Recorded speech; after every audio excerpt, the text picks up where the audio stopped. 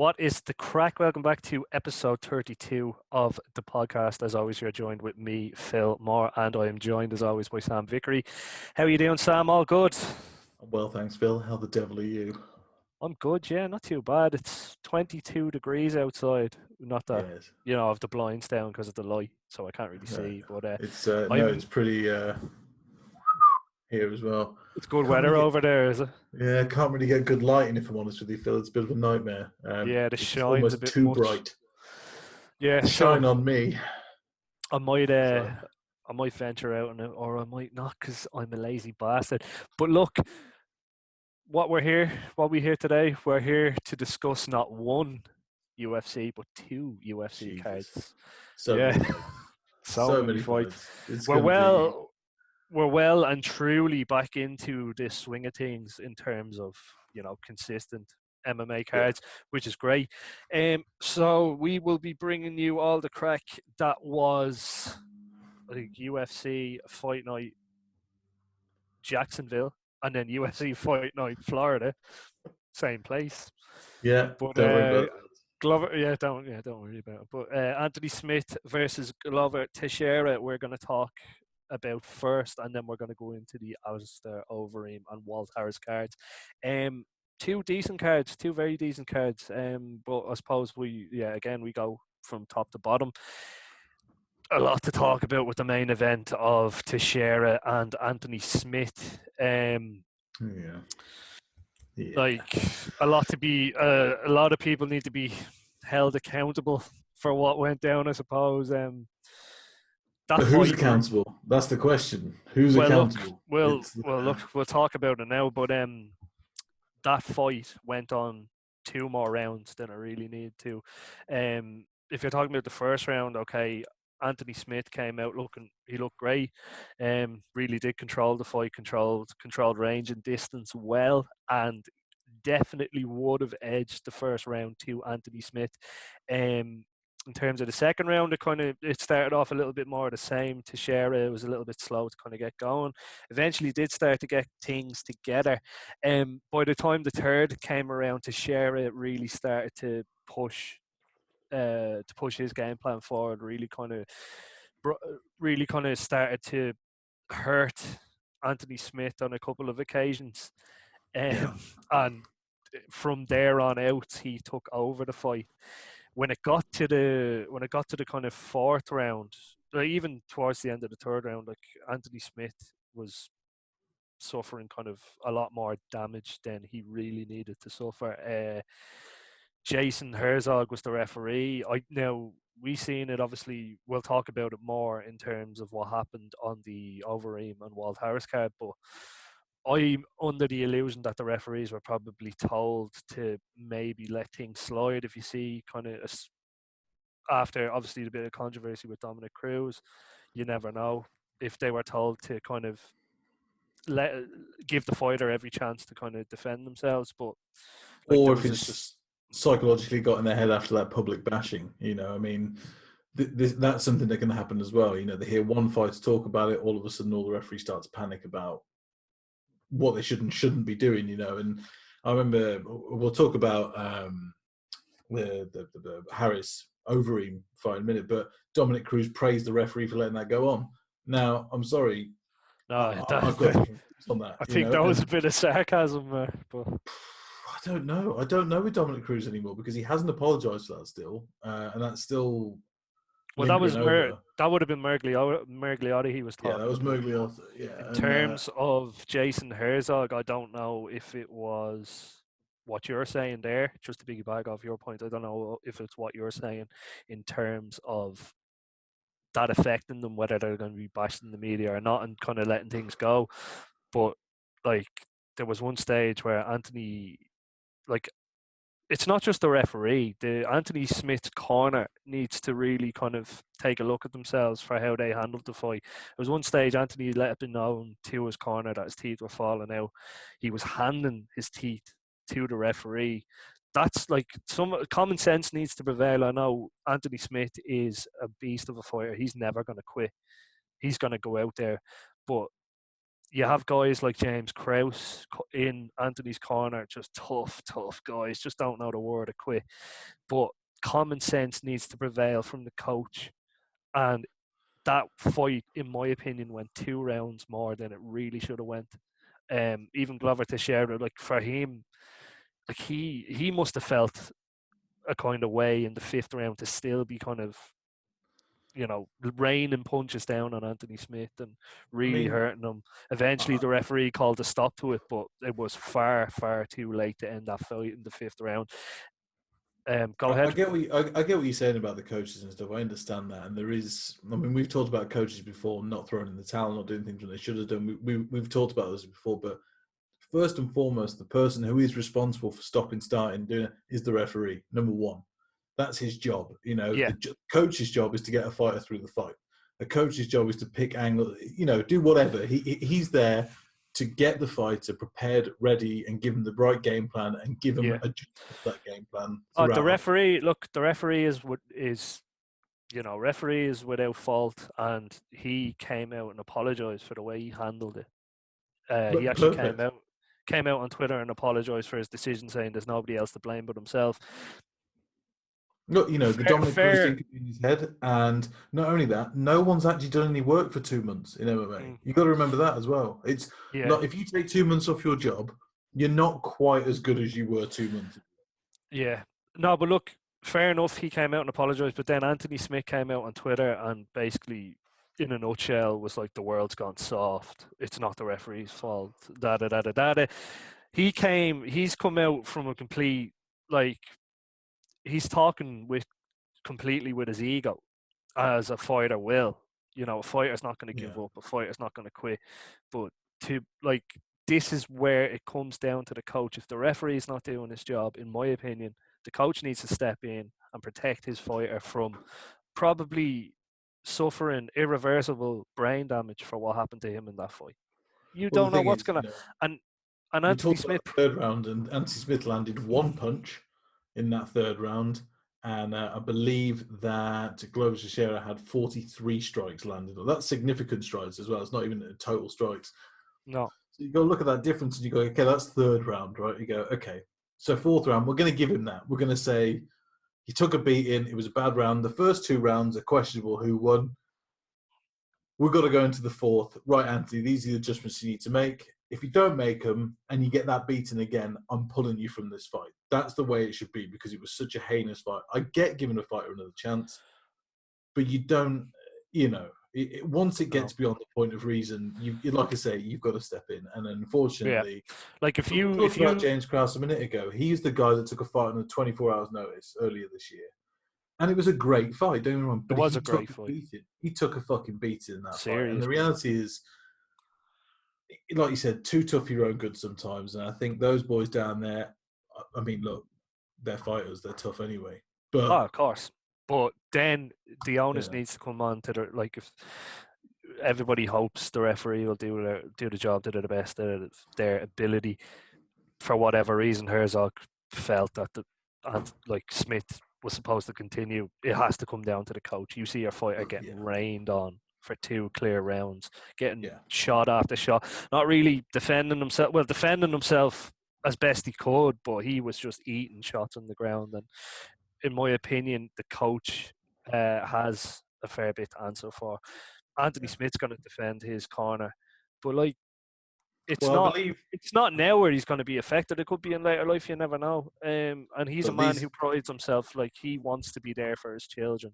He travelled he travelled serious long distance because he doesn't want to be away from his family. But like, why would you put your health at risk where it could give you problems? it's Spending the time with your family down the line. it's the Jekyll and Hyde of fighters. It's the absolute Jekyll and Hyde of fighters. They're all competitors, they're all beasts, they're all monsters, and they have that one side of them. And then the other side of them is they love their family, they want to be there, they want to do whatever. They're all human beings at the end of the day, but they're also savages.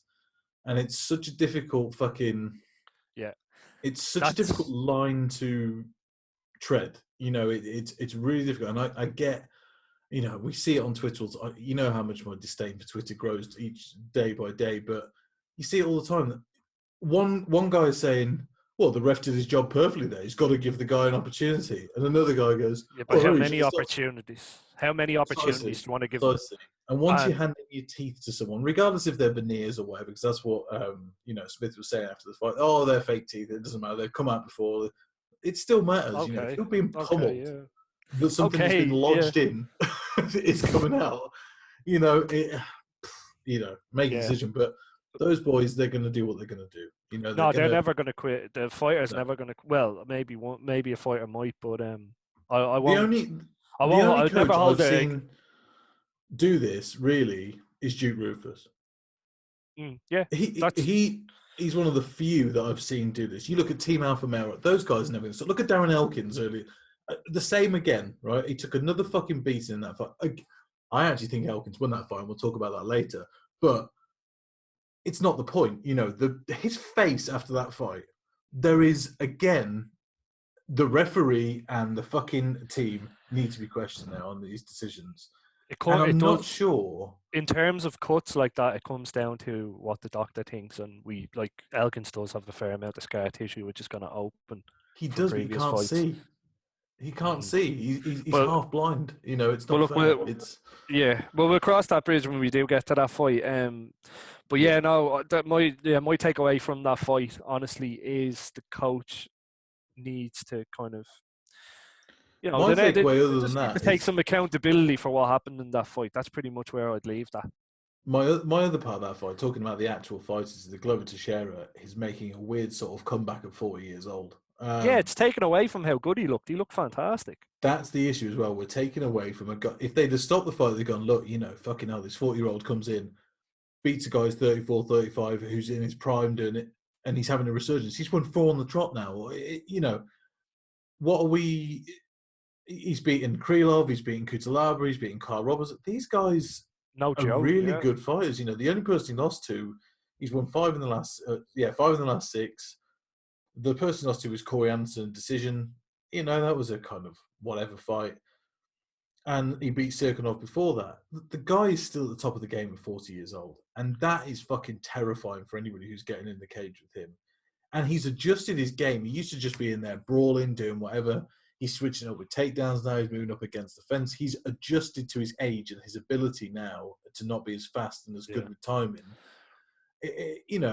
Phenomenal performance by him. Yeah, he might have lost the first 2 rounds, but he didn't take the damage that was heinous. He alluded. Obviously in his post-fight speech, he said it basically how his game has developed and why he's still as good as he is at 40 years old. He just said he's not too proud to ask for help and to improve his game, which is great. Perfect. But yeah, so I suppose we move on to the main event. But and I think the other thing we can take away from it is, where does Anthony Smith go? You know, what happens to him now? He looks so good against Gustafsson, then took a year off. He's had a bit of his finger removed because he broke his finger so many fucking times. Where does he go? He's just lost to a 40-year-old guy. It's so weird, his career. The trajectory of his career has been so up and down. Yeah. And he's another fighter, 2 or 3 fights off a title shot, 2 or 3 fights from never fighting again. You know, considering what happened with him, with the home invasion and stuff like that. Like, obviously he wanted to get back to fighting and stuff, but you have to say that, like, you can't say that wasn't weighing on him. He probably has mentally, it's something that I believe he would have to address. But I would love to see Anthony Smith fight again. I think he's in a bit of a dip in his career, but he's talented enough to get back. Yeah, I think I just hope all the punishment that he's taken in this fight, it doesn't have any lasting effects for him coming into future fights. You know, because we've seen it before. How many times? Like, sometimes enough is enough with your body, and you're never the same fighter. All I know is he's still very articulate. He's had a lot of fights. He's had nearly 50 fights, I think. He's still extremely articulate. He's still, very smart. He talks well. He doesn't slur his words, which means that he might have a genetic thing where he's not going to be as damaged. But the reality is you don't know that. You just don't know. And like, we don't know either, so. No, we don't know anything. He could be hiding things that we don't, these fighters, I'm sure they're very good at hiding certain things from commissions and doing, whatever. We both love to see him back. Definitely. Take some time, recover, look after yourself, and get back Get to your him. mind right as well. Sorry, I also said he was 34. He's 31. He's got plenty of time in his career left. He's had a lot of fights, though, a lot on the, you know, he also did very well against fucking John Jones. People forget that. People think it was he did well for the first bit, and then he just fucking got dominated. In his mental game, I Against think, is more what defeats him than anything else. I think his ability True. is fantastic. I think he's in his prime athletically, but mentally he needs to get on another level. Yeah, absolutely. Well, look, we need to move on to the co-main event now. Though, really, it was quite an underwhelming fight. Ben Rothwell defeated Owen St. Preux by decision. First of all, Honestly, split decision. Shouldn't have been a split decision. Ben Rothwell won that fight. First of all, yeah, whatever. yeah. Bullshit. Sal D'Amato should be struck down from any commission ever again to judging a fight. He's fucking useless. Anyway, that being said, one of the most boring fights I've ever seen. Again, I can't spend any time on Ben Rothwell. Every single time he fights, he pisses me off. He's boring. Everything's lackluster. He just uses his big fucking frame and body to just stall people. Fuck off. Don't want to see you. Bye-bye. He called out Olynyk for his next one. Shut up, Rothwell. Shut up. You lose that fight all fucking day. Just go back to being the doomsday bellend that you are and see what happens. He's just going to lose. He's just going to lose. Anywhere up that thing. He fought a guy. He got a split decision against a guy that's just moved up in weight. A guy that's never fought a heavy. I mean, what? Yeah. Do better. What would you say is up? I think you're being a bit harsh, to be honest. But look, sorry, you know how I feel about him. What do you think? Like with OSP, does he stay a heavyweight? Does he go back down to light heavyweight? I think OSP, in my eyes, can't accomplish any more than he already has. You think yeah. He's been on a real downturn in his recent times in career. I think it's about time he called it a day. But that being said, I don't know what mortgage he's got. I don't know what fucking bills he's got going. I don't know his life to say that. But for me, looking at it on a surface level, 37 years old, on a downturn in his career, choosing to go to heavyweight after a win at light heavy, it means that the weight cuts aren't going well anymore. I just think he should be smart and do coaching and get out of the game, personally. But I don't know what his personal circumstances are. It's very easy for me to say that. But you might just need a few more paydays and then get out, Well, yes, I suppose he's 1 and 3 in his last few. Or give him someone like Chase Sherman. Give him someone who's just come back in. Chase Sherman's not that big for a heavyweight, but... No, he's not. Give him someone like that. They're similarly matched in size. They're both athletic guys. We'll see if Chase Sherman can actually hang in there with guys that have fought at the elite level. It's an interesting matchup to me. Just to give him someone lower down. Ben Rothwell's a guy that's been a heavyweight for years. He's got a lot of experience. He's a big, heavy guy. He tires you out quickly. He's got a certain game plan. It burns the hell out of me, but he's got smart game plans when he comes in. I can't question how he fights and things like that. I was harsh earlier. He is a smart fighter and he does what he does. Yeah, a bit harsh, but he's either got to go way down the ladder and start again and go up and see what he can do, or give it a rest. Heavyweight's not a division to be in when you're at the end of your career. Yeah, exactly. Quite honestly. Yeah, true. Yeah. Well, I don't disagree with you, to be honest. But so we'll move on to the next fight, which was Drew Dober defeating Alex Hernandez by TKO around number 2, 4 minutes and 25 seconds. Dober again looking phenomenal. We called this. We both called this. We both said this is exactly what was going to happen, and this is what happened. Dober he's on a tear. 3 wins in his last 3 finishes. Impressive as well. This is another guy. He's 31 years old. He's reaching his peak. He's beaten 2 huge prospects in his last 2 fights. His only loss in his last 7 was against Beneil Dariush, who is a weird up and down fight. We've talked about this before. Yeah, He's Dober back. looks He's back to his best, phenomenal. really. But His yeah, striking looks unreal. And I tell you what I can attribute that to, and I think everyone else knows it already, his training with Justin Gaethje. Him and Gaethje have been yeah, with Whitman, and they've been doing phenomenal work up there. That team, I think, are about to peak out. You know, you've got Rose Namajunas, you've got Justin Gaethje, you've got Drew Dober. I think you're going to see a lot more guys moving towards Colorado, knowing how good, yeah, the coaching is now up there. Trevor Whitman is a phenomenal coach, and that's why they use him on on fight nights when they have a coach analysis and things like that, because he's so good at what he does. And yeah. I'm really impressed. It was Really, so good listening to him in Gage's corner as well. yeah, You could listen to him all day giving instructions. But yeah, yeah, and he's so calm. Drew Dober looks phenomenal. Who was it? I can't remember. Who did he call out? Was it Paul Yeah, Felder? yeah, yeah. Sorry, yeah. He didn't necessarily call out anyone, but Drew Dober, Paul Felder. Let's do Yeah, I mean, look, I it. think Let's do it. Let's do it. I would love to see that fight. Don't get me wrong, but is Paul Felder going to take it when he's number 6? Oh, I don't think so. I think Drew Dover just entered the top 15. But I think, yeah. That's Give true. him, give him. I Look, think Paul Felder would be the type of bloke to go on. Yeah, yeah. do you know what Go fight on then. do you know what fight I want to see? Drew Dober and Ally Quinter.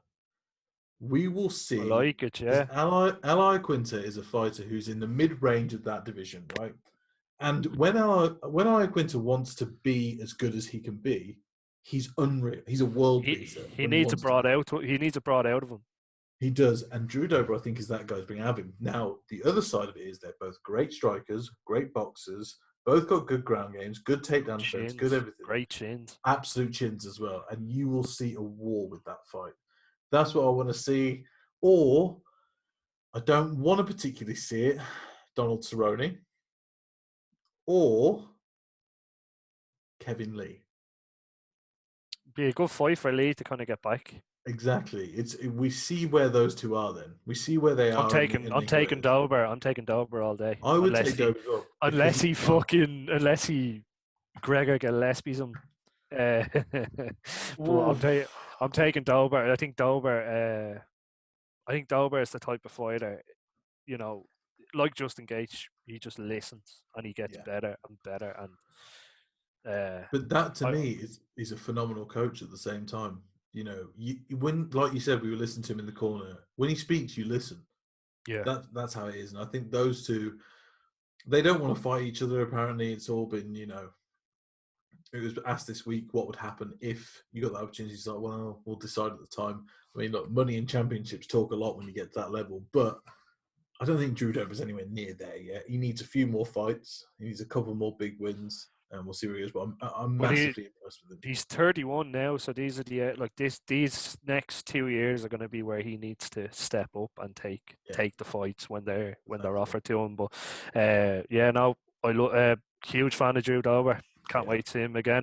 So we'll move on. Ricky Simon defeated Ray Borg by split decision. It was fun fight. Did you agree with the decision? I probably would have edged it to Simon just on the run. I would have given it to Simon. I think I would have given it to Simon quite easily, if I'm honest. I thought at times Ray Borg's boxing looked really sharp. It did, and I just didn't think he did enough. If anything, I would say Ray Borg had a chance of winning the third round. But the first two, Ricky Simon just absolutely put it on him.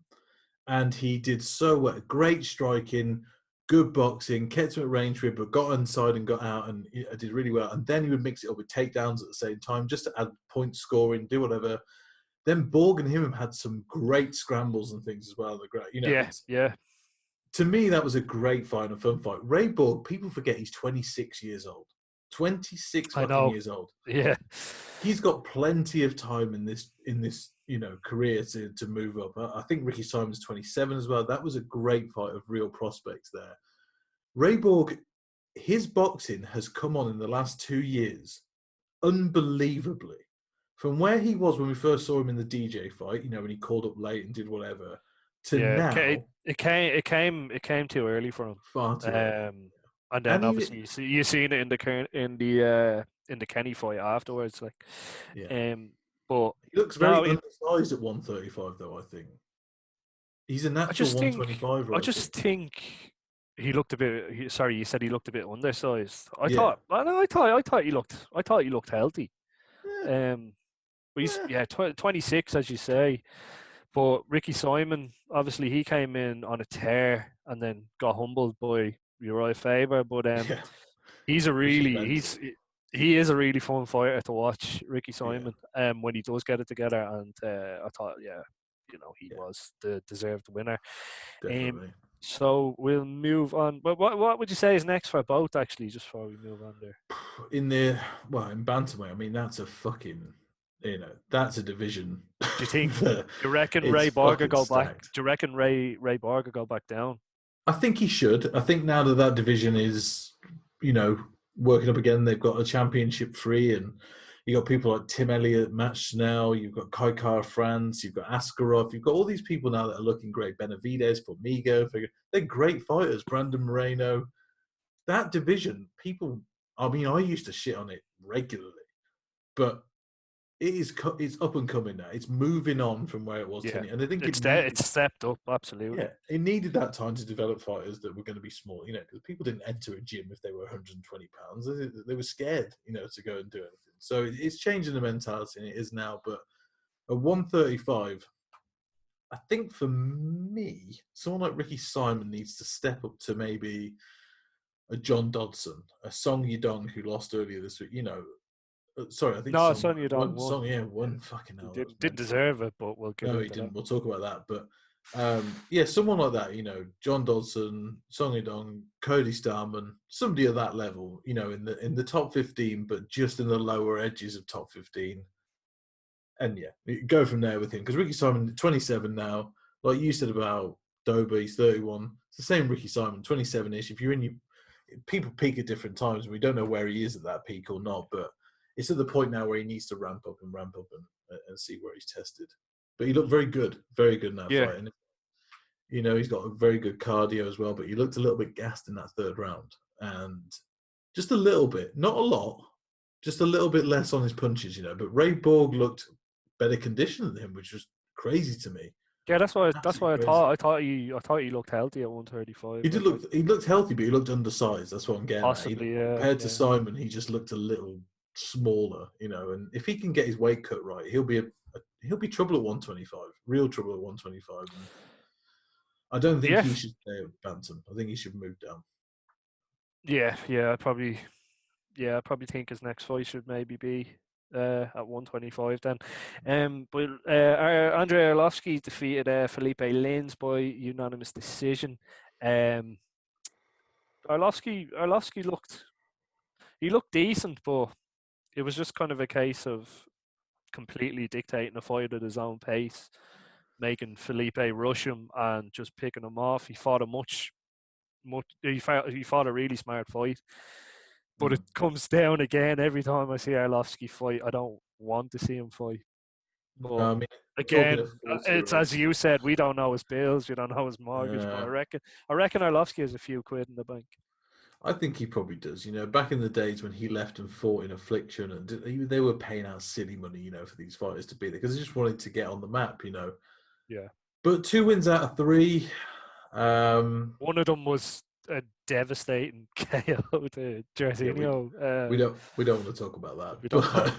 we don't talk about that. But that's when we said he should have gone. That's what we believed. But the guy's been so up and down in his career. It's strange. And Philip Lins, just to kind of give people a bit of background on him, he was the PFL champion in the heavyweight division over there. And I mean, it shows the depth. It shows the depth of talent in the bigger promotions compared to the lower. It really shows a dearth that they've got there. And Lins, to me, I think there was a little bit of nervousness. I could see when he didn't look quite right in that fight. Well, what it seemed to be was he, he'd throw, he'd have a bit of success, he'd throw a hook, and then he'll run after it. Like he wasn't setting up Yeah, combination, anything. He was just chasing it because maybe he just thought, oh well, I've the power to, or like if I get inside, I've the power to drop him, as we've seen before with Arlovsky. But Arlovsky just fought on the outside. He fought at his Yeah. pace and just, he controlled the whole. He controlled the whole fight. He controlled where it went. There's not much more else I can really say about it. I think I definitely give Linz another fight. I Oh reckon yeah, yeah, it's a yeah, good yeah. it's a good tester. It's a Close good fight. tester, but to be honest, I wouldn't see him doing much in the No, UFC. To be no, honest, he's 34 already. Unless he really ramps up his training and changes what he's doing, he's not an athlete. You look at his physique; he's not an athletic guy. You know, he's just a but big. there's a lot of kind of unathletic big guys where he could have some, he could have some barn burners with. But He so could, but I mean, do we yeah. want to see it? It's like, are you going to tune in for a Philip Linz fight after that? I Well, don't like think if so. it's the headline and if it's headline the fight night card, it'd be fairly annoying. God, I hope not. Yeah, but look, I hope not. I suppose I mean, well, like really, Yeah. realistically, what's next for Arlovsky? Like, I don't know. I don't know. There's something in him. You see it with some fighters. George Foreman fought till he was like 54 in boxing. Some people just can't give it up. well, Some people just can't let it Mike go. Tyson's coming back. First of all, I'm not sure about that. I think Well, Mike Tyson is there was Mike Tyson is bipolar, right? And yeah, I've seen could him on change his recent mind. I've seen him on recent podcasts, and it looks like he's ramping up into something called a manic stage. I mean, I've worked in mental health a lot. The way that he's talking, the way that he looks at people, you know, Well, I hope that's not scary, the you know. case, Jesus. But they were But yeah, I offering think what 20 million on the table for bare that's knuckle. I bare don't know knuckle. what. But Yeah, I don't listen, think anything happening whoever with that. takes that fight, get out of the way. Don't fucking take that fight. The speed of him still at 53 is mad. It was those videos of him training. Scary. Genetic Scary. fucking beast. And he didn't train for 20 years. And I remember him talking on the Joe Rogan podcast. He was like, if I do it, my ego comes back and I can't stop what I'm going to do. And Well, he's back. Well, he wants to come back now. Yeah. unfortunately, he started hitting pads again. And here we are. You know, he's lost the plot. But what I will say is, if he does come back to boxing, he's talked about he wants a real opponent. He doesn't want to disrespect the sport. But Well, there was talk of Holyfield coming Mike, back too. you're 53. Holyfield's 54. Listen, I don't want to see that. I don't want to see the trilogy. I Holyfield kind of won the do. first two. I No, kind of fuck it. do. I kind of do. They're friends now as well. What's the point? You know, I still kind of do. I still kind of do. But look, Listen, I would rather see Mike Tyson now. He's got a good career outside of it. He owns a great weed company.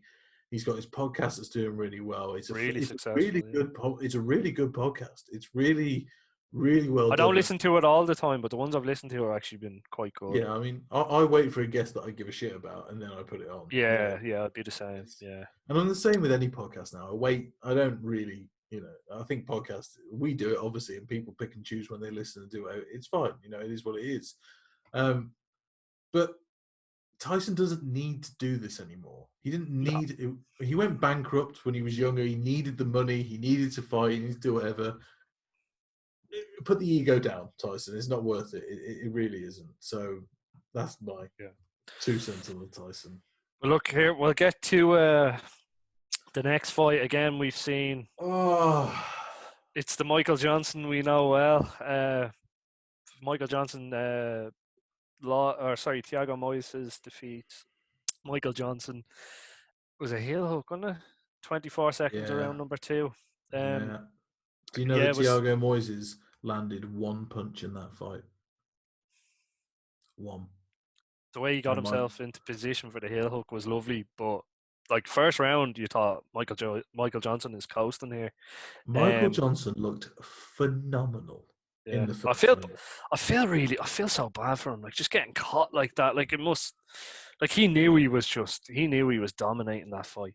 You could see it in him. He couldn't believe it when. What I was really impressed with was how he was working the body as well. He was really slamming those kicks in, putting hooks in, doing whatever. He looked phenomenal. Right. And Moises came out second round, and Moises in the second round looked like it was the last round. He was like, I can't do anything but go for this. I've got to go for broke. I'm being hurt here, left, right, center. And Johnson just doesn't have the IQ. That's all it is. He doesn't have the IQ in there to see these The things. way, yeah, just the shoe Moises made was great, and obviously caught Michael Johnson completely off guard, and then improvised, got into position, took the heel, and that was all she wrote. But It was a good submission. Don't get me wrong. oh, it Great was great, setup, great everything. It was great, But but Johnson, fuck me, I come think on. I think it's getting to the stage with Johnson, and I kind of caught a glimpse of Dana White, and you could. I'm not speaking for anyone. I'm not like body language expert, but you have to feel like he's like enough is enough. Yeah, I mean, how old's he now? 33, 34. He's not even old. That's the real thing about him, is that he should be in his prime right now, but he keeps losing fights on stupid fucking things. He was beating Josh Emmett, got caught with an overhand right in the third round. That Stevie Ray decision, I still think it was a bit strange. It maybe should have gone to Johnson. He's just not lucky. Darren Elkins, again, he was winning that fight until Darren Elkins did the thing. But before that, he fought Justin Gaethje, Khabib Nurmagomedov. Look, he's fighting monsters in these divisions, and he's one just thing, not lucky. Yeah, sorry to cut you off there, but commentators need to stop fucking talking about the time he hurt Khabib. I know, yeah. He didn't win. Like, just let go. He had one punch the whole fight, and that's all they talk about. And it's fucking just like, oh well, he beat this guy and he beat that, and I like Cormier. Don't get me wrong, but he was just like, well, no, he's defeated this guy, and then he hurt Khabib. It's like that's. But like, I think the commentators are just as frustrated as me and you are.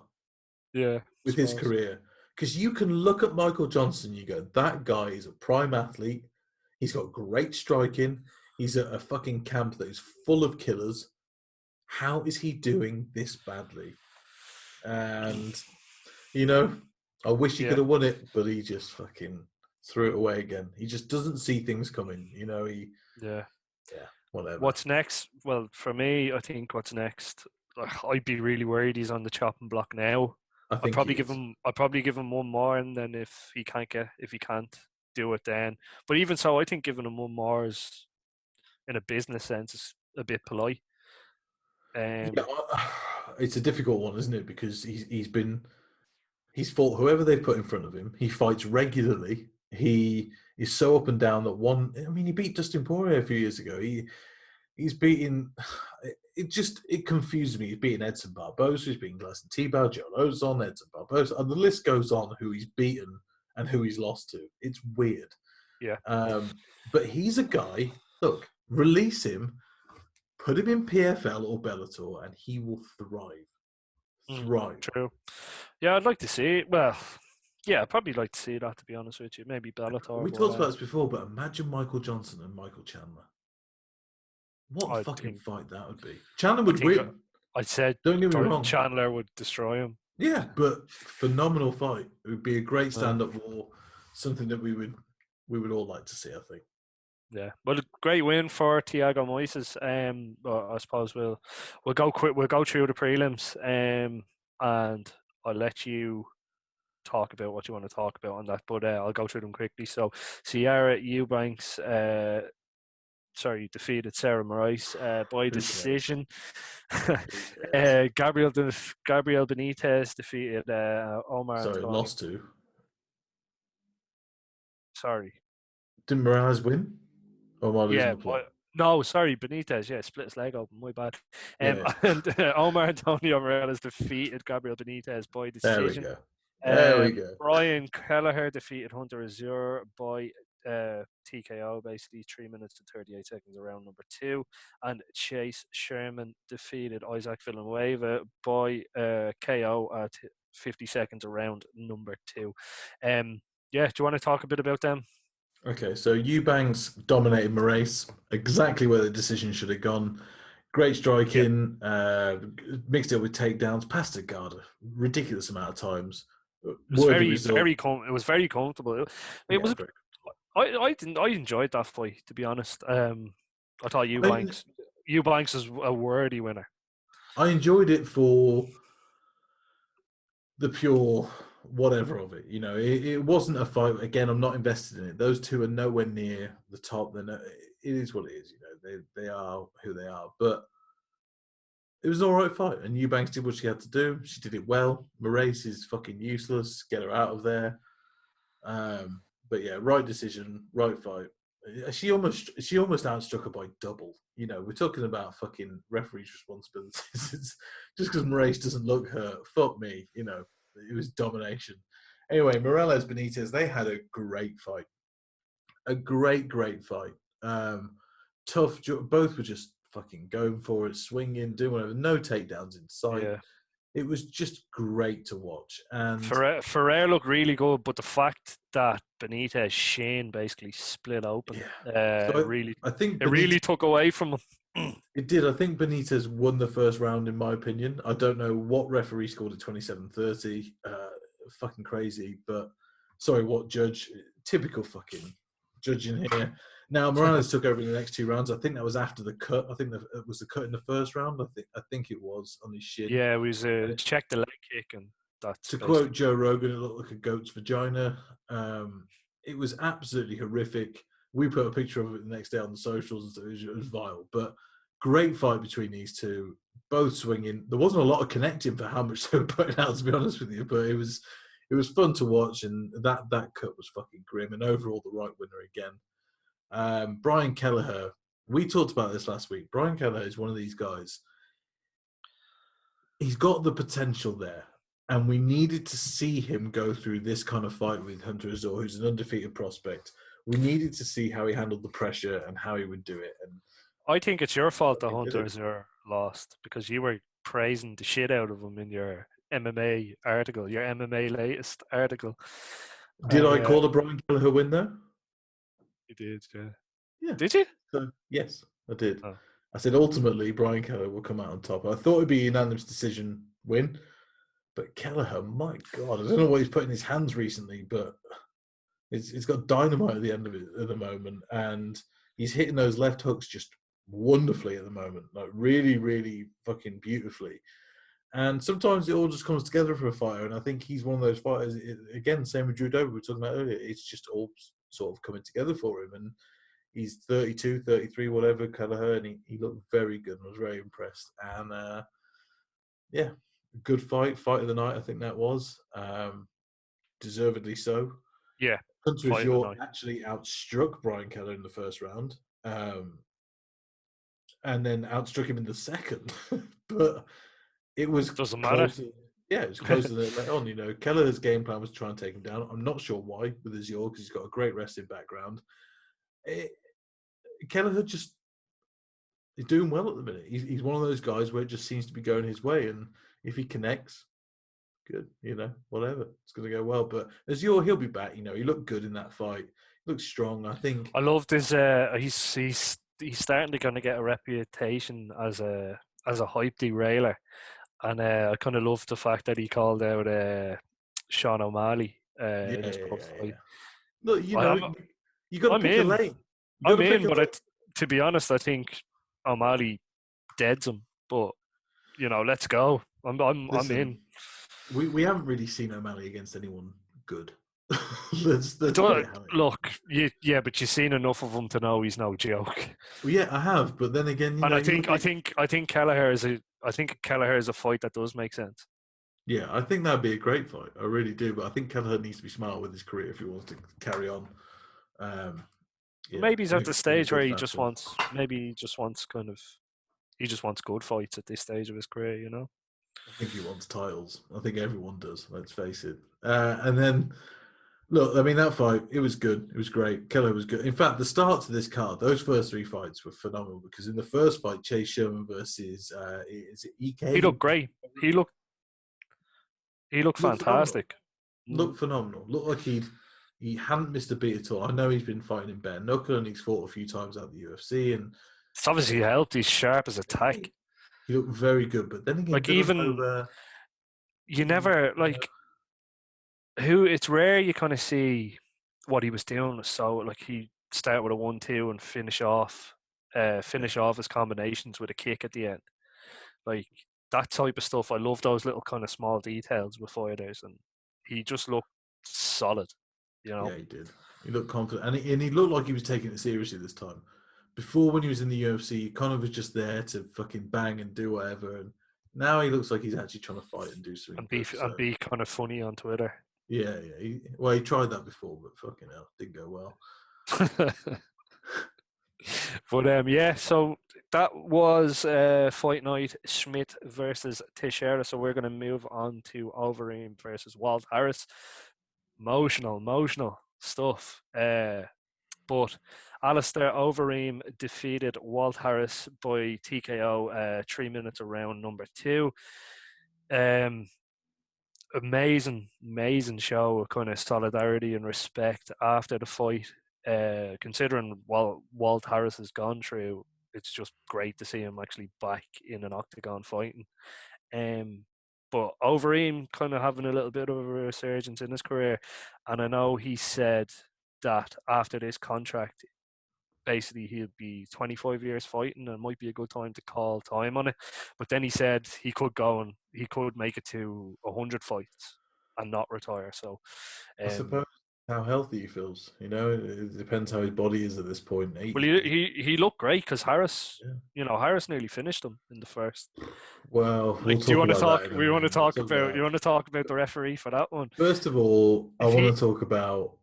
Let's just be honest. Walt Harris coming into that fight as quickly as he has after what happened to him, I've got nothing but respect for him. He looked out of shape though. He didn't look himself.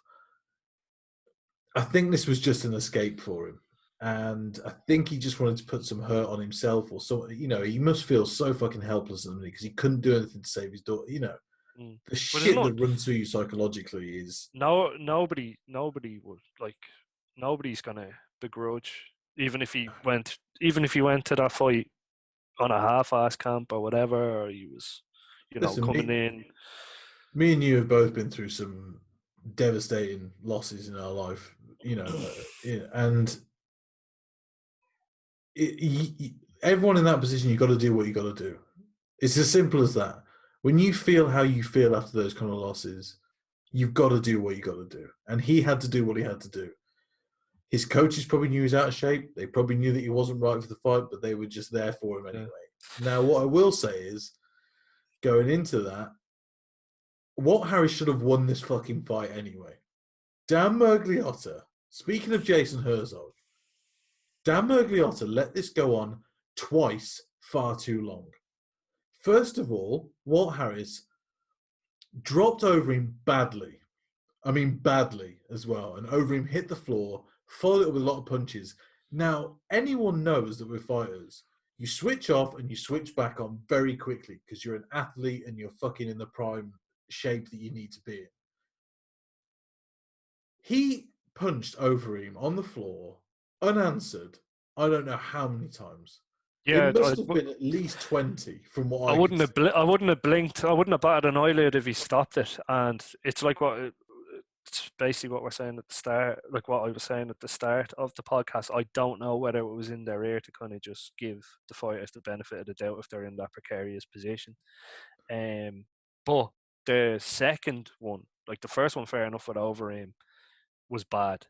The second one, where Overeem was on top of Harris, like, just call the fucking fight. It was unbelievable. Unfucking believable. And Dan Miragliotta, I mean, I've got... Yeah. We're on YouTube now. We're on YouTube I don't want to be... I don't want to go too hard. No, I don't mean too hasty on my comments, but what I do want to say is that he's a referee that I have seen mess up a lot in his career. A lot in his career. Either too early, too late. He's usually too late. Very often he's too late. And we're talking about brain damage again, right? This is where it comes in with these. They're heavyweights. They can take a lot more because they're bigger, but they also get hit a lot harder. And that causes a lot more damage. And I think it really, really disturbs me that Miragliotta didn't see any need to stop that. I was watching it when he was beating over him and going, what are you doing? What are you doing? Step in right now. This has got to And Overeem got up, used his veteran fucking knowledge, held him up against the fence, got some breathing space, and then took him down and started to pummel on him. Going to the second round, Harris looked absolutely done physically and emotionally. You know, what else can you say? You know, for me, Walt Harris deserved to win that fight. Should have been stopped in the first round. At the same time, how do you say it was the wrong call when Overeem came back and won? It's a fucking ridiculous thing to even think about. But I think it should have been stopped in the first. Both took far too much damage than they needed to take. Just my opinion.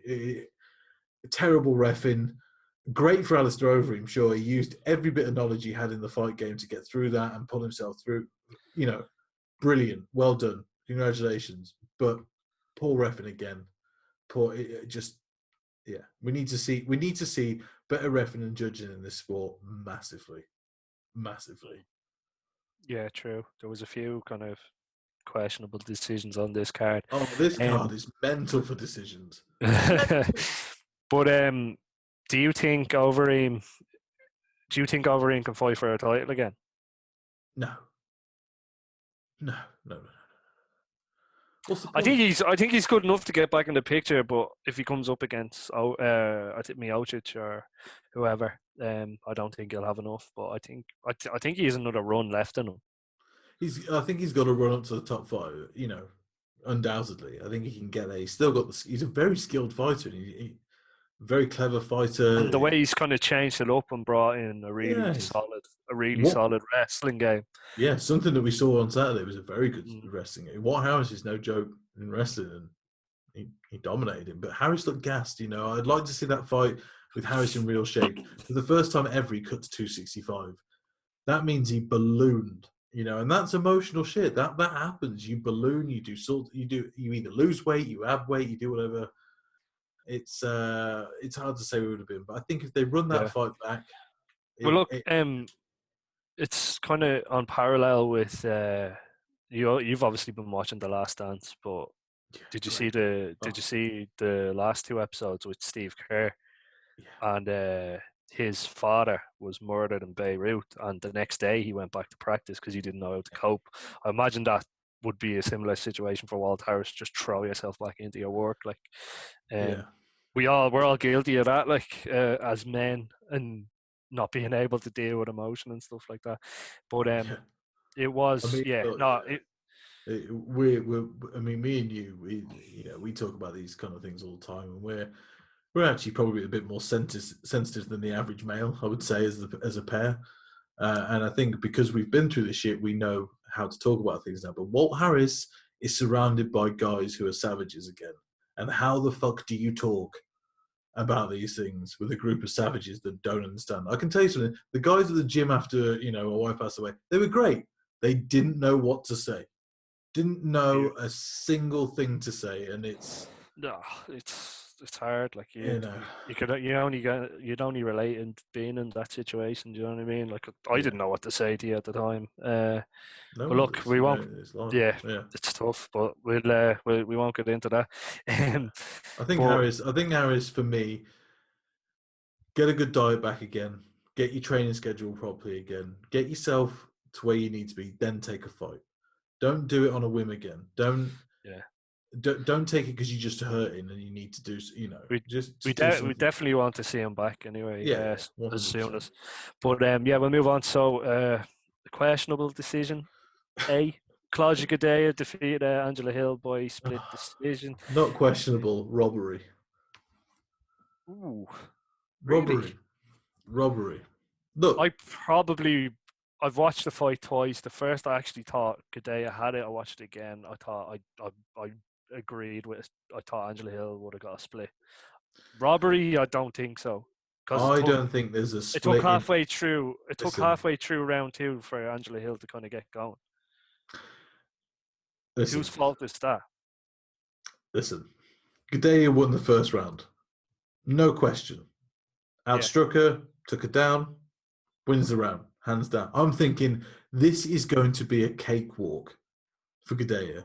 Gadea comes out, looks tired in the second round immediately.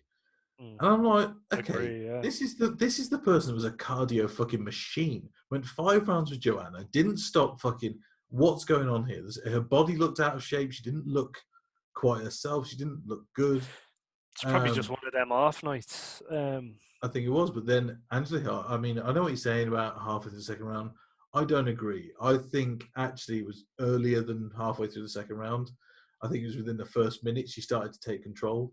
Gidea was doing her best to come back at her and trying to come forward, but Hill kept the right Yeah. distance, used the right strikes, kept her, and the next 2 rounds for me. That's why I think a split is. That's why I think a split is perfectly okay. I don't see it as a robbery. I thought Angela Hill took over after Gidea gassed and done enough to win the fight. I don't feel it was a robbery. I think she edged it.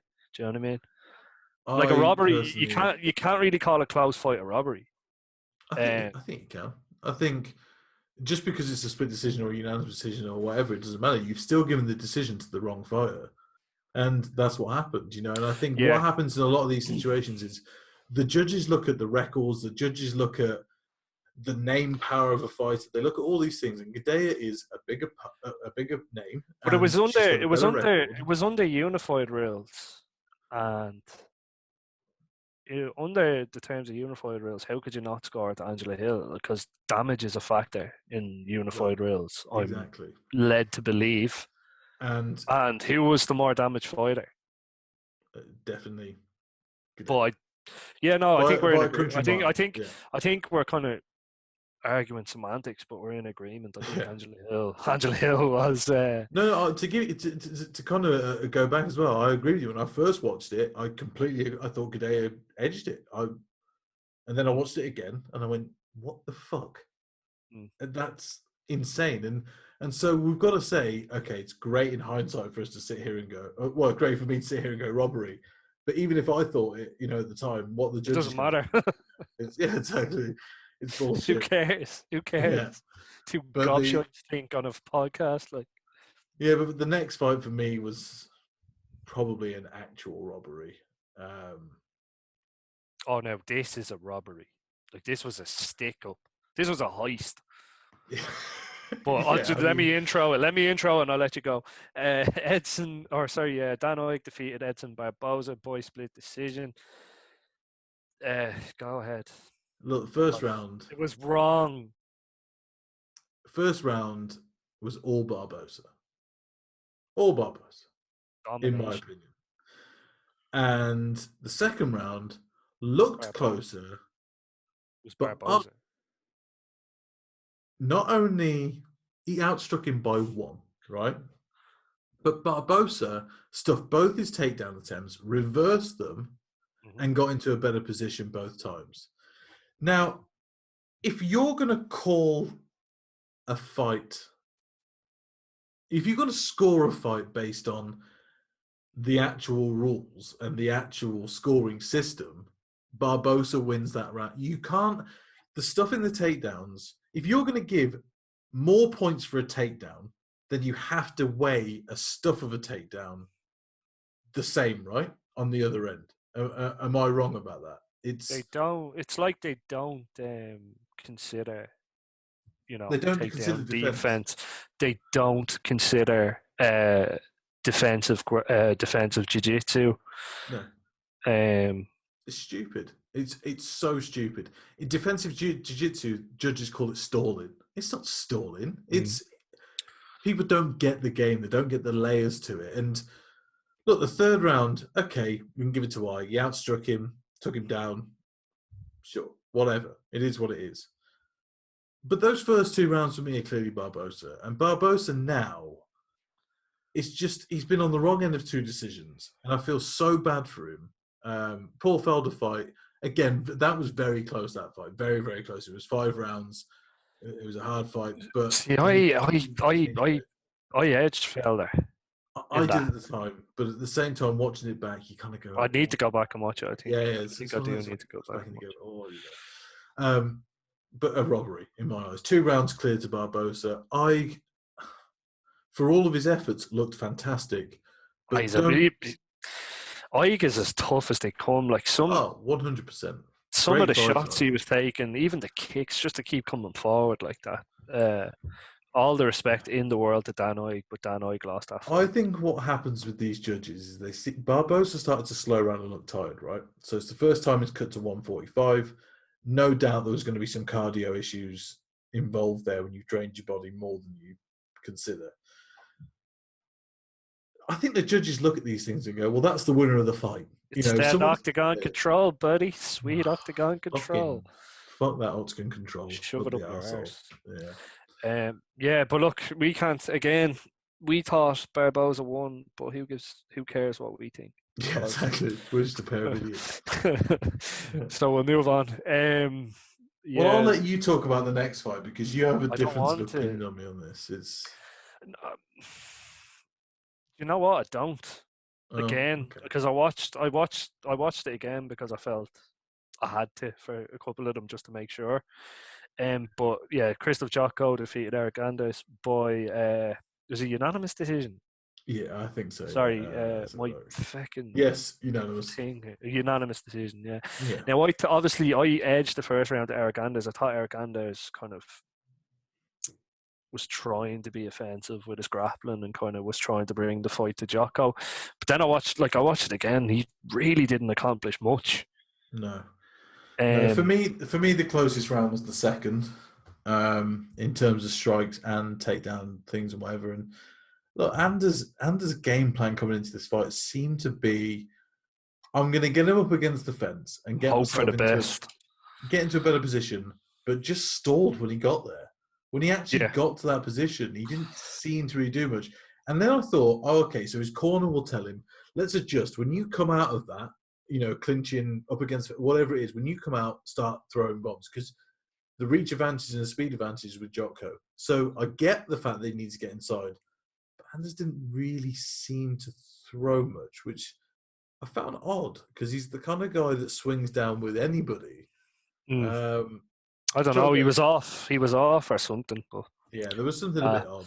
And I think it might be that mullet that he's got. There wasn't much to this fight, really. To be honest with you, like I don't mind moving on from this, but Jocko was, just from watching it again, I think Jocko did deserve it. Definitely a justified one. I would have given a 29-28 to Jocko, but look, it is what it is. So we'll move on. So Song Yadong defeated Marlon Vera by decision again. Robbery. I felt this was incorrect. I thought Marlon Vera was pushing the fight. One thing Marlon Vera was doing throughout the whole fight, and this is what I'm talking about. They don't take grappling into account. They don't take clinch work into the account. No. Some of the elbows and knees that Vera was landing were absolutely beautiful, right on the money.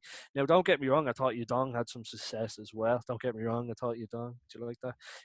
I thought he had it, like his countering was quite good. I thought Vera was eating strikes in the second round. That's it. I would have edged it. I would have scored a 29-28 to Vera. Yeah, first and third to Vera for me. First, I think is a kind of there's no doubt about that first round. I think he just took control immediately, came forward, pushed the pace. Song looked a little bit out of place, wasn't really doing whatever. Second round comes out, Song ups the volume of punches, starts going for it, and really fucking takes over in that round. And but then again, that being said, Vera was not being dominated at any point. Song just did a little bit more than him in that second round to win it. So we're looking at 19-19 going to the third, right? Song did outstrike Marlon Vera. That's fine. That's absolutely fine. But did he do more damage? No. And did Marlon Vera get 2 takedowns? Yes, he did. Again, how are you... If someone outstrikes someone by... It's 4 here in the third round. 4 total strikes he outstruck him by. How do you give someone a round who's been taken down twice? How do you give him that round? I don't understand it. It's, I mean, if we're looking at who the judges were, Sal D'Amato again, sure. Howard Reichbach, who gave it a fucking terrible judging later on in the night as well, and Dave Torelli. These guys, they need to be accountable. The same as we're talking about with referees and everyone else. They Just all need to be accountable. pick a scoring system and fucking stick to it. But you're messing with people's livelihoods. That's the thing. Cheese Rivera doesn't get his win bonus now. That's how it works. I mean, he got fired. I'll tell you something about Vera though. Like the way he reacted after. I understand you're upset and you felt you yeah, fuck that and all that. Yeah, it was bad. Being an arsehole and then coming out on Twitter, I didn't lose to the China man. Like, have a bit of respect. Yeah, I think that's a language barrier thing more than it is. I think it is, yeah. He's like he went full Donald on Twitter. I didn't lose to the China, to the Chinaman. To the Chinaman. To the Chinaman. It's a man, not a man. But look, you know, a great fight. Well, yeah, absolutely great fight, no matter what. But Vera deserved to win. And you're right, Vera acted like I didn't care once I seen that. I was like, all right, yeah, whatever. I still care because you got to understand that these guys are putting everything into these. They're putting their whole life. They're literally putting their life on the line. And then but on the same, I get that, but it's not Yadong's fault he won that fight. So relax. It's not. But I think, if you want to be shitty to the judges, okay, they're the ones that. I get what you're saying, but I would probably be the same as Cheeto in that. Fuck all of you. Yeah, fuck you. Yeah, tossers. But yeah, it was just a great fight. Really, really enjoyed it, to be honest. Yeah, fair enough.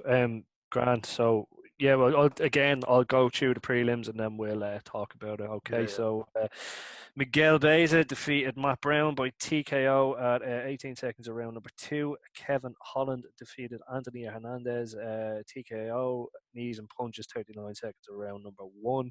Giga Chigadze defeated Erwin Rivera by unanimous decision. Nate Landwehr defeated Darren Elkins by unanimous decision. Again, another questionable one. Courtney Casey defeated Mara Romero Barella by armbar at 3 minutes and 36 seconds of round number 1, and Rodrigo Nascimento defeated Dontail Males by submission, 2 minutes and 5 seconds of round number 2. Prelims were phenomenal.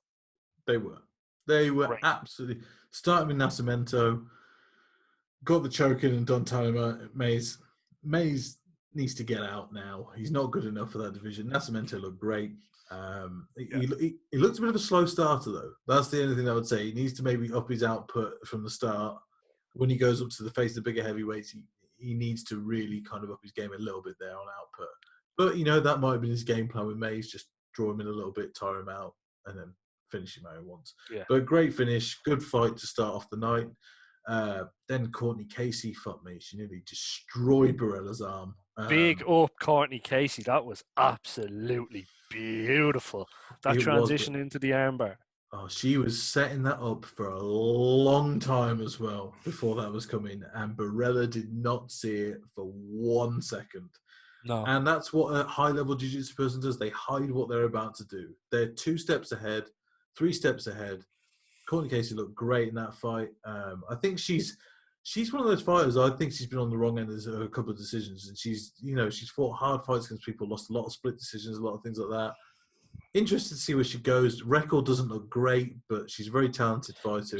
Two wins and 1 loss in the last 3. Not bad. She lost to Cynthia Calvallo.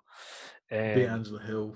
Lost to Watson, Herrig, and Gadea, and they're not bad fighters that she's losing to by any fucking stretch of the imagination. I think she's just very up and down in her career, and maybe needs just a good run to see where she can land, you know, in the landscape of things. But Barella, for me, not good enough for that level of competition.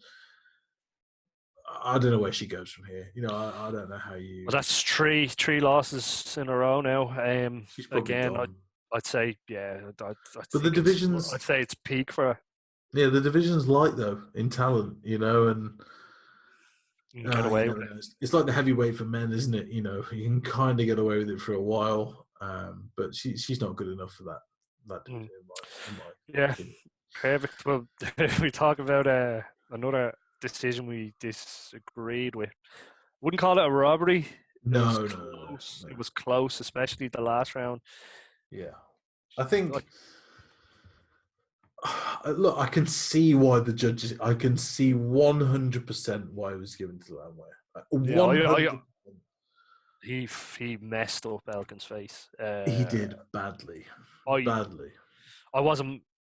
When I first watched, I was like, yeah, Elkins. I think Elkins all day. But that last round, Elkins was just chasing it. He was so sloppy, and he was just getting picked off. He was, but at the same time, he only was outlanded by. Sorry, he actually outstruck him, but significant strikes. Nate landed one.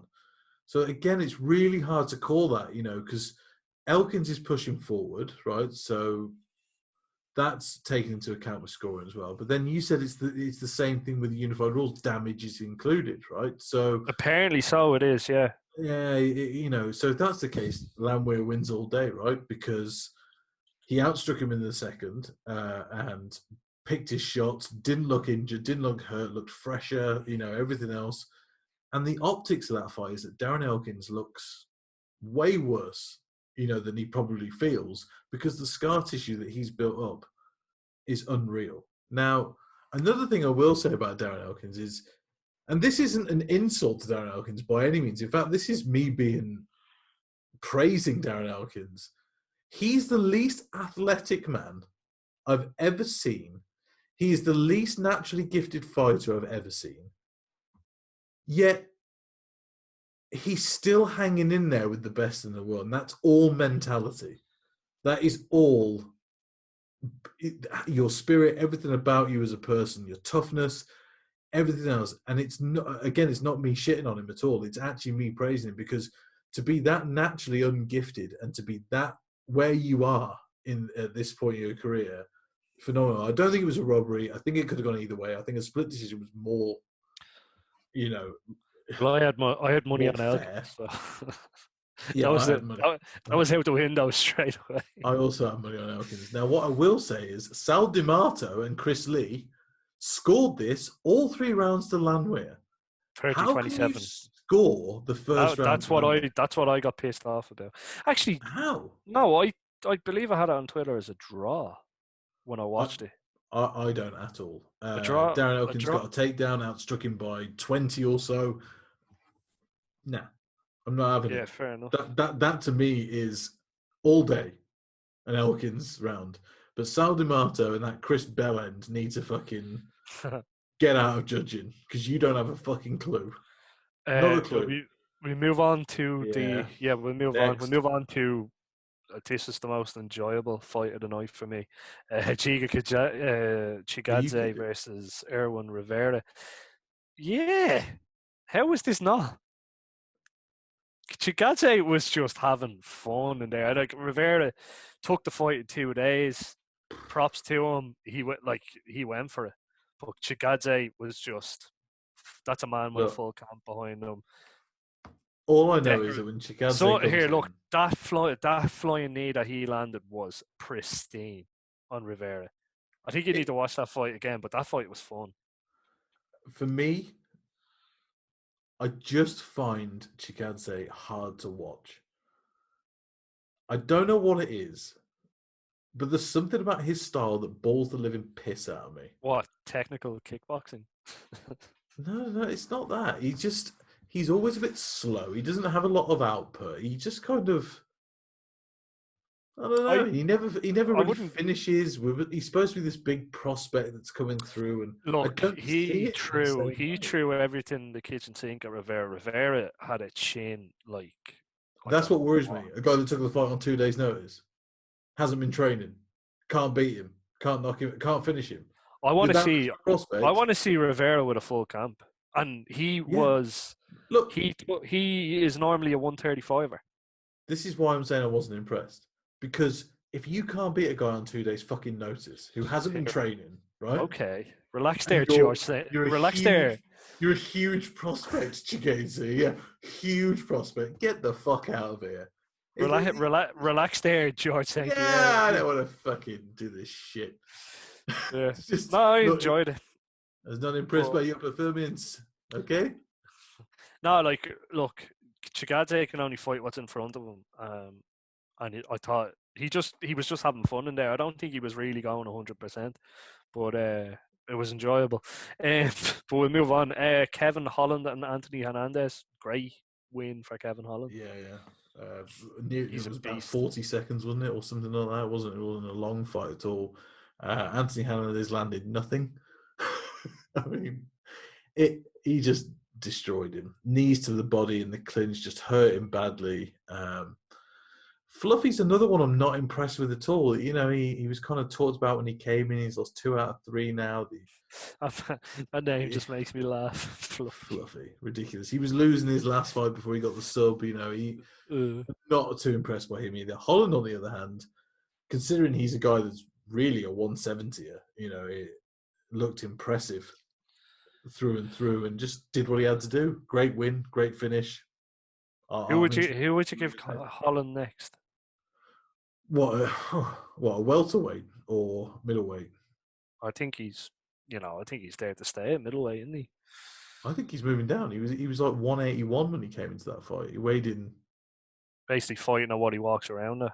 Yeah, I think he's a natural welterweight, and fuck me, I mean, who do you put him with in that fucking monster of a division? You know, fucking maybe one of the older boys. You don't know. Colby. What, straight away? Yeah. You're gonna give him the latest number 1 contender? I don't think you've realised. Like, we've done 31 episodes. I don't care about rankings. I'm like, I treat it like FIFA Ultimate Team. Fair enough. that being said, I don't give a shit about rankings. I know, obviously, you have to and that, but no. That being said, you know, it's more for me about protecting the fighter's career, right? In the sense of, what are you, his agent? No, I'm saying if you put me with Colby now, you could destroy his entire career. 27 years old, or he could murk him. But he probably lose. Unlikely at best. He probably unlikely at best, Phil. Right? Yeah, he probably Nobody's lose. murked Colby. Usman beat him, but he didn't fucking. That was a close fucking fight through and through. You know, I just think put him down to welterweight, give him some fucking newbie who's coming in, make him look great, build him slowly. Gunnar Nelson. Yeah, Gunnar possibly, but is Gunnar still ranked or not? I mean, I think he is. No. I think he's hovering above the bottom, but obviously he's going to want to fight when he comes back. Yeah, well, actually, he's not ranked anymore, and I think, to be honest, that would be a great fight. See where Gunnar is now, see where Holland is in that division. Good fight. So I'll let you talk about the next fight because you're a big fan of. I'm not a big fan.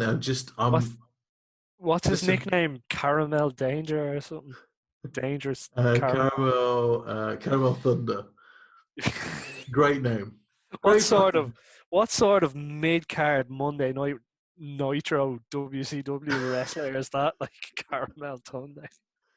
I'll tell you what he is. He's a man who knocked out fucking Matt Brown. That's what he is. And he's a guy that fucking destroyed Hector Aldana as well. Look, the guy's got 7 knockouts in 9 fights.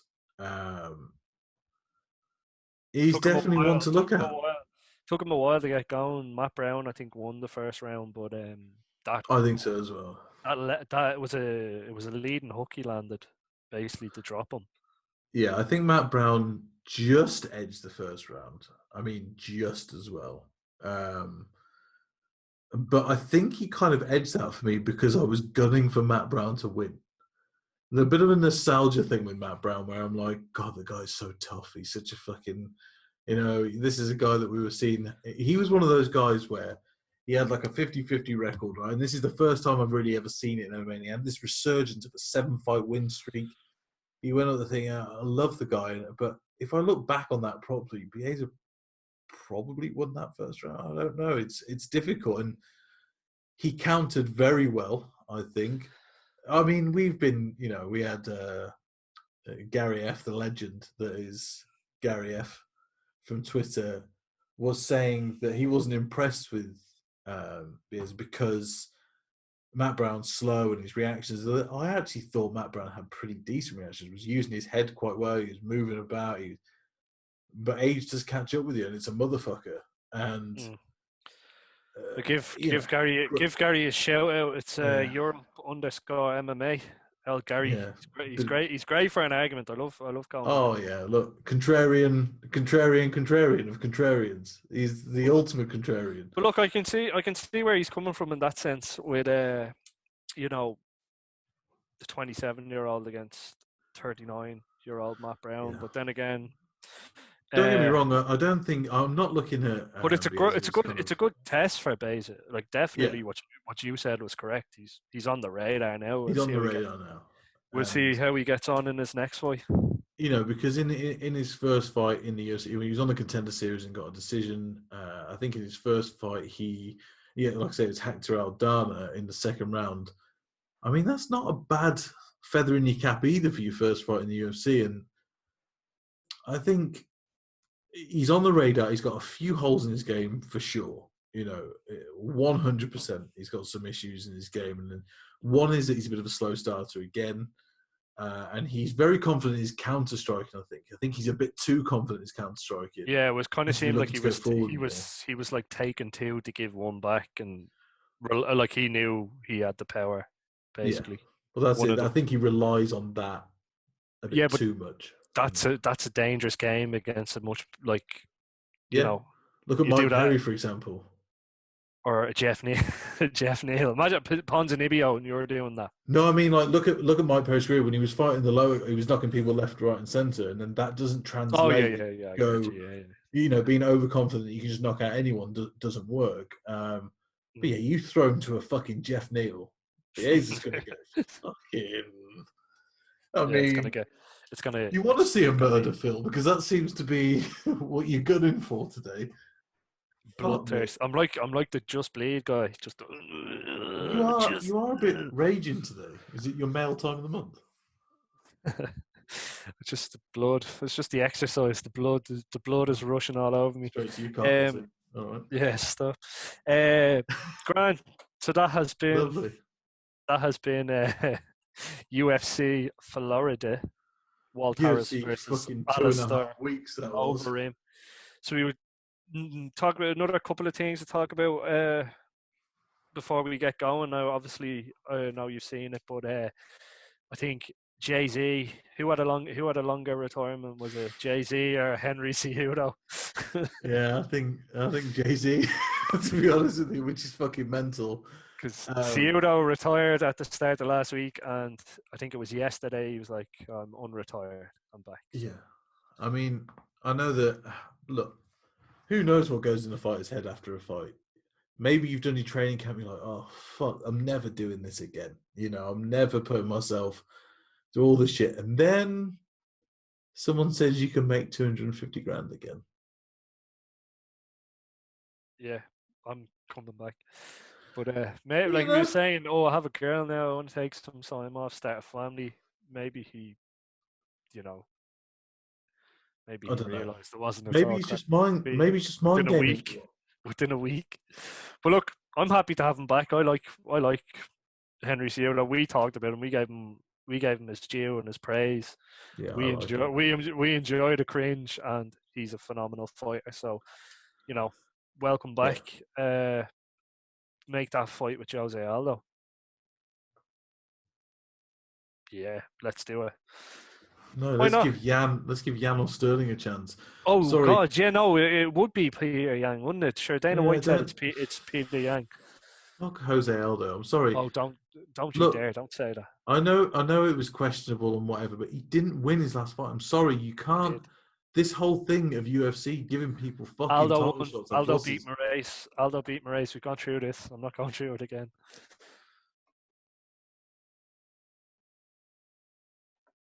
And that has been episode 30. Fuck Aldo. All right, I'm sorry. No, he's had his time in the sun. You're not what you were. You won't beat Triple C, so there's no point to the fight. Fuck off. All these people online, oh, yeah, but he was the best for 10 years. He's not anymore. All right? Yeah. He's not anymore. He's done. I forgot about it. It's going in one ear and coming out the other. No Aldo slander will be tolerated. Yeah, fuck you off. But Yeah, so yeah, the fight realistically will probably be Peter Yang for the belt, which is great. Paul Sterling. Paul Yeah, Sterling. You know, it's one of but those look, where, he's still in the mix. Like he'll fight the winner. Do you know what I oh, mean? yeah, of course he will. But He's just gonna have to wait a bit longer, which is unfortunate because he is but deserving. do you fucking let a guy sit out for that long to get another? Do you know what I mean? Like he's already not But fought Tron, since June last year. He beat give Pedro Sterling Mendes. Aldo He's or beat Jimmy Maurice. Rivera. He's beaten fucking enough people to get a shot now. And I mean, Jan, oh, he's so scary with his boxing. Oh. All Jan's right. a beast. Jan's a He beast. is, to be Get him fair. in there. Yeah, I'm being facetious here. yeah.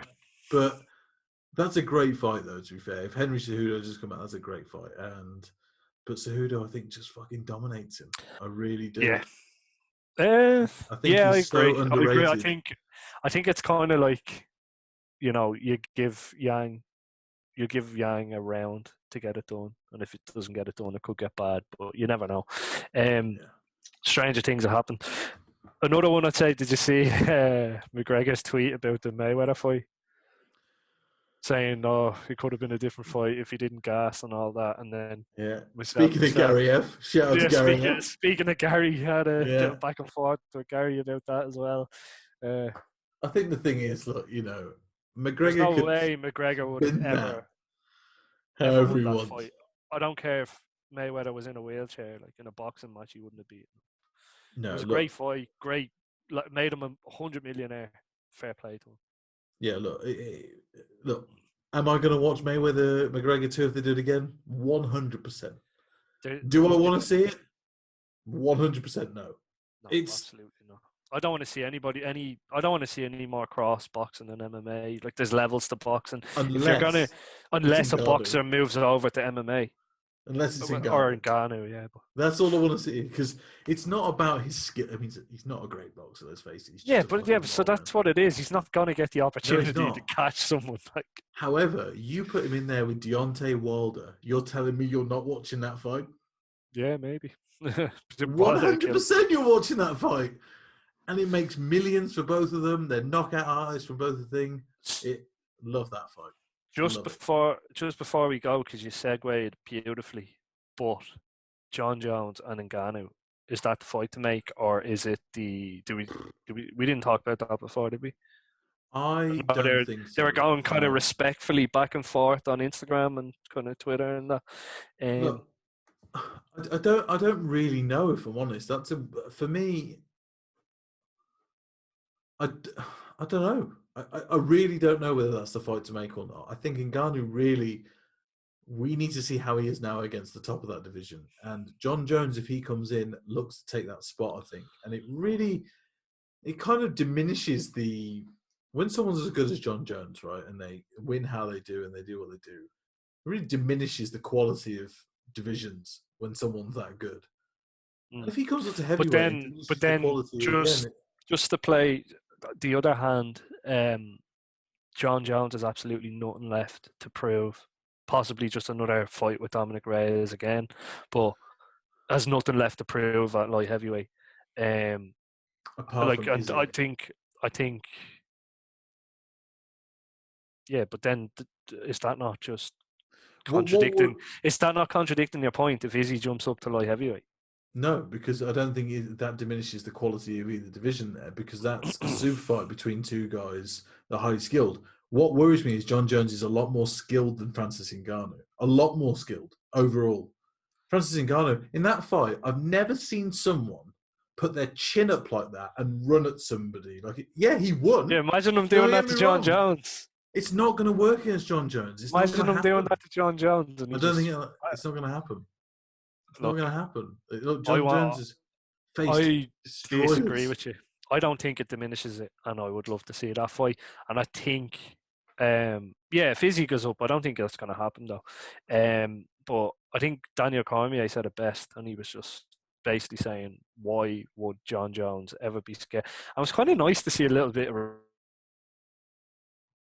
respect between the two of them, not between the two of them, but just Daniel Cormier kind of being nice about John Jones, and he was just saying, like, why would he ever be scared of taking that fight? Like, he should jump up, basically. Yeah, maybe.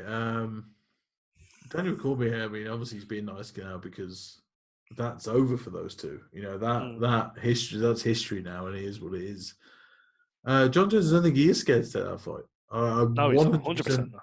100% believe that he's more than confident he would beat him. I believe John Jones would beat him. And yeah. See, I don't think Izzy's going to happen. I think Izzy kind of has a couple of fights still left to make. Yeah. Don't get me wrong. I think, but that's the thing. Like those two divisions, that's why I say that. Right? So those three divisions are so weird, right? They don't really have proper contenders in, apart from Paulo Costa and what's his name, Cannonier at middleweight. Light heavy, like you said, no one's fucking get it. Heavyweight, Stipe and DC rule that whole thing, right? Those two. Well, that's if DC comes back. You never know. I think he probably will for the Stipe fight for a bit of money. And that's it. Yeah. Get out of there. I think he also wants to finish a champion. I think that's in his mind as well. He wants to retire on his own terms. Because I think if he beat Stipe in that second fight, I don't think we'd have seen him back at all. I think we need a fucking half an hour of another episode to talk about that potential fight. Oh yeah, 100%. Yeah, but I think also one thing I was going to mention before I go, I'm hearing rumours on the mill through some people that I know in the journalistic corners that Woodley versus Burns might be off on the 30th. Now the May 23rd card was cancelled entirely because no one wanted to fight on it. 30th was kind of coming together. But look, if Woodley and Burns has gone now, who the fuck wants to watch that? You know, it's it would have been put on the 250 card. Yeah, that's what I'm thinking. Has it been moved to the 250? But who knows? You know, I'm just hearing it's been pulled from the 30th card. I'm hoping they're moving it to 250 because then we can have a really good card stacked up on there. But who knows? You know, again, who knows? But that's just the rumor I'm hearing. I just want to know kind of what your thoughts are if that fight is cancelled. What you maybe think that is.